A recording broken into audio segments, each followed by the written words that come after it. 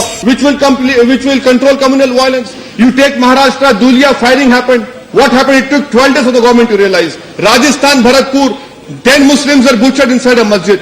These are incidents. These are Assam. It has happened. Now you come to figures given by the Home Ministry, sir.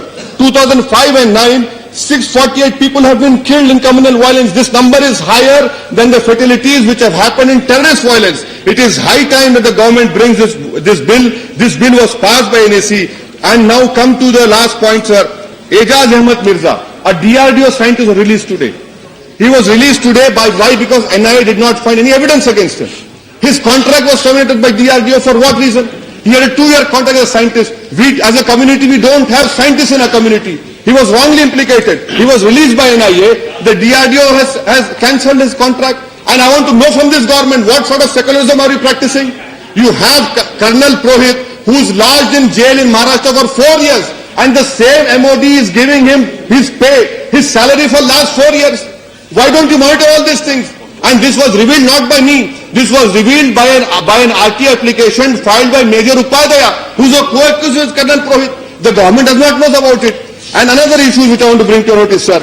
There is a high time to disband. It is the right time to disband Delhi Special Police Cell, or at least create a responsible accountable mechanism.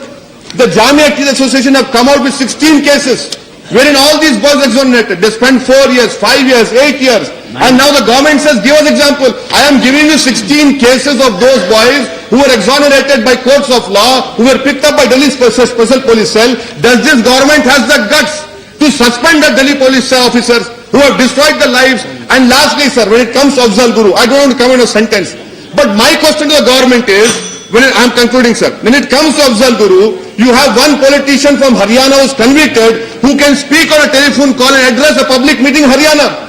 But you cannot, you didn't have the courtesy to at least allow his wife to speak to him before he was given hand. What kind of humanism you are practicing over here? What kind of message?